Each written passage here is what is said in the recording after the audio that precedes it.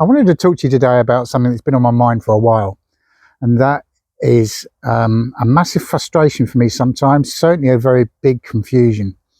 And basically what it boils down to is that how do we all navigate our way around all these different gardening theories, whether it's permaculture, no dig, whatever, organic, the list goes on.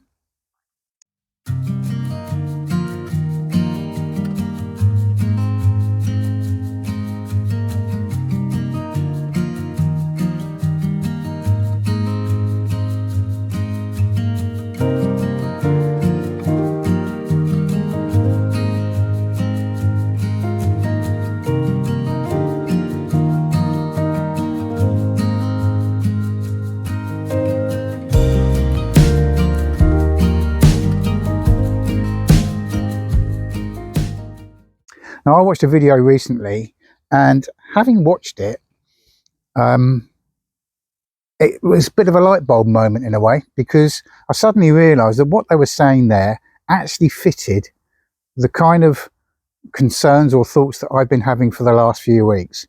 Now, if you look at the logo, you'll see it says Undug, and primarily that is exactly what I'm all about.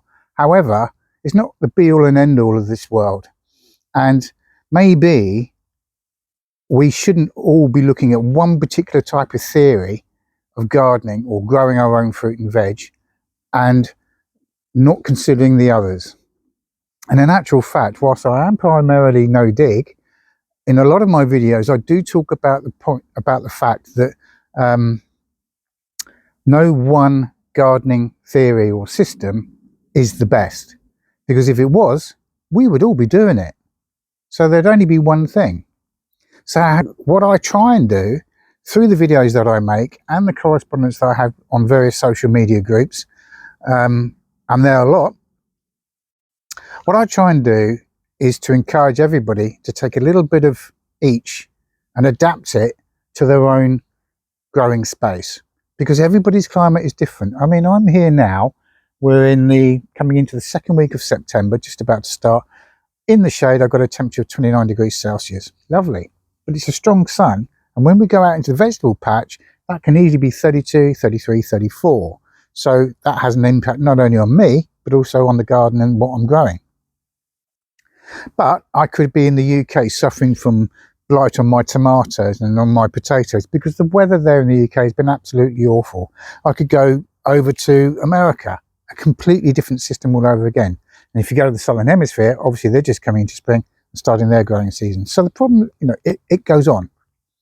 Then we have things like climate change and the effects that has on our growing spaces. So my frustration has been, up until that video I watched a couple of days ago, how do I try and get my message across to people like you? I mean, you're watching this channel for one of two reasons. It's certainly not because you want to look at my lovely face. It's either because you're interested in growing your own fruit and veg, and you want to learn how to do it, or you just like looking around at nice places.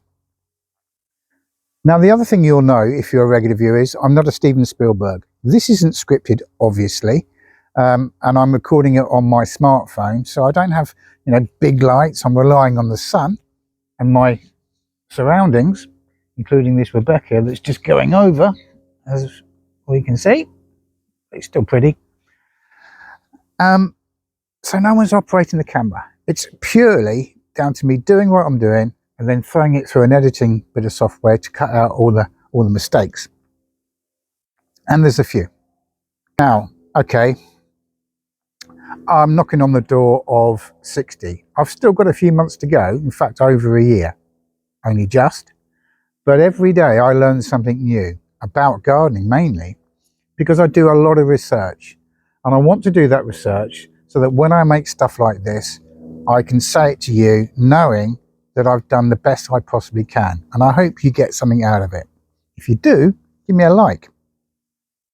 But the important thing for me is to try and get across how I do things, so that if you learn one little thing, then I've achieved something. So I'm happy. So I know that I've got people now who are making their own compost who never did it before. Now, whether that's because they've been watching my videos on how to do it, or the fact that I've been banging on for ages that that's what they should do, but they are. Whether they still use fertilizers and chemicals, I don't know. But I do know that some people are making their own compost, which is brilliant. Going back to the research that I do, I've read a number of articles, watched a number of videos on this platform that have made a comment which I think is relevant, and that is that an awful lot of our gardening practices have been passed down through the agricultural community, the commercial farmers. A good example of that is recently I did a video about how it's is it a good idea to rotate our crops? That came from commercial agriculture, and it's been adopted into our growing spaces. Now, it could be relevant, it might not be relevant. To some people who follow no dig, they say they don't need to do it. Me, on the other hand, when you watch the video, I talk about the fact that I'm mindful of rotating my brassicas because I don't want to get club root. Is it club root? Club rot? Club root rot. Anyway, we need to check that one, don't we? But the point I'm making is that the fertilizers that we started using in our gardens all those years ago came from farms, came from the companies that supply the farms and now want to supply, you know, people like us. There is a new trend coming within agriculture, but when you look at that, it isn't as good as it could be. There's a long way to go on it, but they still look at the idea of using chemicals, and that for me is a massive no-no. So I'm mindful of this system coming into the gardening world, which is not what I want to see, because I don't think it's going to do us any good, because they still advocate the use of using chemicals and fertilizers and pesticides, herbicides, all the stuff that we don't need and we know isn't right. So the dilemma, if that's the right word to use, that I have is, how do I educate people and show them a better way of doing things without being tied to one particular type of theory? Watched recently was by a guy called Huw Richards, and if you haven't already found this guy, check him out. Now, he's got hundreds of thousands of subscribers on his channel. He's written various books and all this kind of stuff. A young lad, much younger than me, but he made a very interesting point in the video, and I'll link it in the description below because it is definitely worth watching. He talks about being tied to one particular gardening theory and feeling guilty if he steps out of that set of rules. And in that particular case, he was talking about no dig. He made a very valid point, and that is that why should he feel guilty about having to use a fork or a spade when he's got a task to do within the gardening space that he has? And he's right. Because sometimes you might, like I've said before, I'm no dig. Well, how the heck do I plant a fruit tree then? Or a raspberry cane? I've got to dig a hole. Well, if I'm no dig, I can't grow it. So why would I want to restrict myself? Now, while he might have all these massive following and subscribers on his channel and publishing his books, I'm at completely the opposite end of the scale. I've been here 9 months doing this. Again, I've got 550 subscribers, so thanks to all you guys for that. But his point is exactly how I think, which is, don't tie ourselves up in one rule of thinking which stops you from doing the ultimate. The ultimate, for most of us, if not all of us, is that we want to grow our own fruit and veg. We don't want to go to the store and buy a highly processed, chemically sprayed carrot when we can get one straight out of the ground, or cabbage, or anything. Now, with videos like Huw's and others that I watch, I look at it with a different pair of eyes, because I'm interested to see current thinking, to see whether it's relevant, factual in some cases, not in Huw's, but there are others out there who's saying things and I'm thinking, that's not right, but we'll leave them. But in the main, Huw's videos are aimed at the masses who want to learn. And it's a similar kind of audience that I try and get my message out to. But when I watched that video with my eyes, it made me realise a number of things, that things do need to change, and they are changing. However, with the new trend, if you want, of regenerative farming going on outside our garden gates, I don't think it's such a great idea to bring in that tradition into the gardening space. However, there is some good arguments for it. So looking at that video, it's put me in the position whereby I know exactly the direction I wish to take myself, my growing experiences, and potentially this channel. Now, whether I remain at 550 viewers or subscribers or 1,000, as long as that message gets across, I'm happy about that. I'm not expecting to make any money on YouTube, because that's just absolutely, way off in the distance, and it's not something that I'm doing this for. I've taken Huw's points on board, and I agree with them 100%. And like I say, look at that video. It's very, very informative, as is a lot of his stuff on his channel. I'm never going to be as big as that. That's not my intention. If I can show people a different way of doing things, then I've achieved my goal. YouTube is never going to make me enough money to retire. But the thing is, as most people will know that come here on a regular basis, I'm a one-man band. I've got a big growing space out there. It's about the size of 2 allotments that you'd find in the UK, so it's big. And this year has been my first full-time growing experience, if you want, out there, having moved to this location 3 years ago. First 18 months was spent on renovating the house, and me organising the growing space out the back to get the infrastructure in. But it's been in, and I started the growing season in January of this year. There's been loads of mistakes along the way. Check out the video about the lack of my polytunnel that I now have. But what did I do to solve that particular problem? Well, I've grown borlotti beans. We picked a few yesterday. So I'm still learning, and that's great for me. And if I can pass on that to you guys, I will do so. But how can I get this message out there to a wider audience, all on my own? Well, I've got an idea.